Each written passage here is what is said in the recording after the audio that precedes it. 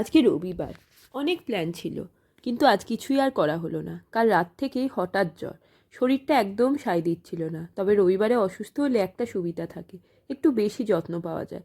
আজকে রান্নাঘরে ঢোকাই হয়নি, চা ব্রেকফাস্ট কিছুই বানাতে হয়নি, শুধু হালকা খাওয়া দাওয়া করে ওষুধ খেলাম। তারপর ভেপার নিলাম। আমার সাইনাসের খুব সমস্যা, ভাপ নিলে নাক মাথা দুটোই একটু হালকা লাগে। নাকে কয়েক ফোঁটা ড্রপ নিয়ে একটু রেস্ট নিয়ে একটু গরম জলে স্নান করে শরীরটা ধীরে ধীরে একটু ঠিক হলো। স্নান করে বানালাম কাড়া, মা ও বাড়ি থেকে খাবার পাঠিয়েছিল। খেয়ে আবার ওষুধ খেলাম।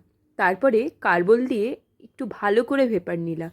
তারপরে দুপুরে একটু শুয়েছিলাম, ঘুম হয়নি, একটু শুয়ে অনেকটা ভালো লাগছিল। সন্ধেবেলা দেখলাম অনেক জামা কাপড় জমে গেছে, সেসব ভাঁজ করে হালকা করে কয়েকটা জামা কাপড় একটু ইস্ত্রি করে দিলাম। আজকে বেশি কিছু নয়, শুধু শরীরের কথা শুনেছি।